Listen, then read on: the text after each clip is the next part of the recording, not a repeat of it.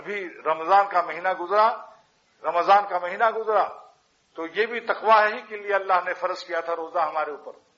روزہ کا فرضیت کا مقصد، لیکن فرضیت کا مقصد روزے کا یہ کہ لعلکم تتقون، تاکہ تم متقی ہو جاؤ. مضارع سے نازل کیا، یعنی فی الحال بھی متقی ہو جاؤ اور مستقبل میں بھی متقی ہو جاؤ. ایسا نہ ہو کہ چاند دیکھ کر اور سب تم بالکل ہی پھر وہی حرکت شروع کر دو. بتاؤ جو اہل علم حضرات ہیں، علماء حضرات ہیں، میں ان سے پوچھتا ہوں کہ لعلکم تتقون میں تتقون ماضی ہے یا مضارع ہے؟ اتنا تو معمولی ہمارے اسلم بھی سمجھ رہا ہے. کیوں بھائی بتاؤ؟ مضارع ہے. مضارع میں دو فعل ہوتے ہیں، فعل حال اور فعل استقبال، مستقبل بھی اس میں ہوتا ہے. تو کیا مطلب کہ روزہ ہم نے اس لیے فرض کیا کہ تم پورے مہینے میں متقی رہو، اور اس کی برکت سے، اس تربیت اور مشق اور تمرین کے صدقے میں تو سارا سال تم متقی رہو. بتاؤ، آج پہلی دفعہ زندگی میں یہ مضمون اللہ تعالیٰ حق تعالیٰ کی عطا سے بیان کر رہا ہوں کہ لعلکم تتقون، اے ایمان والو میں نے تمہارے اوپر روزہ اس لیے فرض کیا ہے کہ تم اس زمانے میں بھی متقی ہو جاؤ اور آئندہ بھی متقی رہو. پوچھو علماء سے کہ لعلکم تتقون کون سے گا ہے. یہ آج پہلا مضمون پہلی دفعہ زندگی میں اللہ تعالیٰ کی عطا سے بیان کر رہا ہوں. میرے پینے کو دوستو سن لو، آسمانوں سے میں اترتی ہے.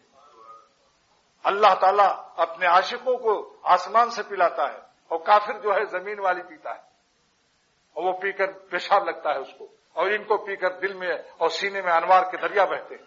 کتنا فرق ہے منزل من السما میں اور مخرج من الارض میں. زمین سے جو پیدا ہوتی ہے وہ کافروں کو راس آتی ہے، اور اللہ والے آسمانوں سے پیتے ہیں.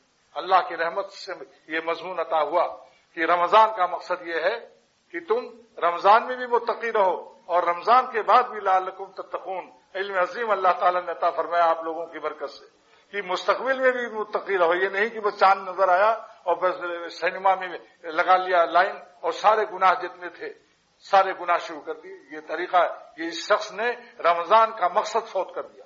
اس لیے آج سے ارادہ کر لو کہ جتنا ہم متقی روزے میں کے زمانے میں رمضان میں تھے، ساری زندگی ایسے ہی متقی رہیں گے. اور پھر اس کے بعد رمضان اللہ ہم کو سب کو عطا فرمائے، پھر روزہ اور تراویح عطا فرمائے، تو پھر تازہ ہو جائے گا یہ مادہ تقوی اور صلاحیت تقوی اور نور تقوی. پھر ہمیں رمضان میں اللہ تعالیٰ اگلے رمضان کو عطا فرمائے.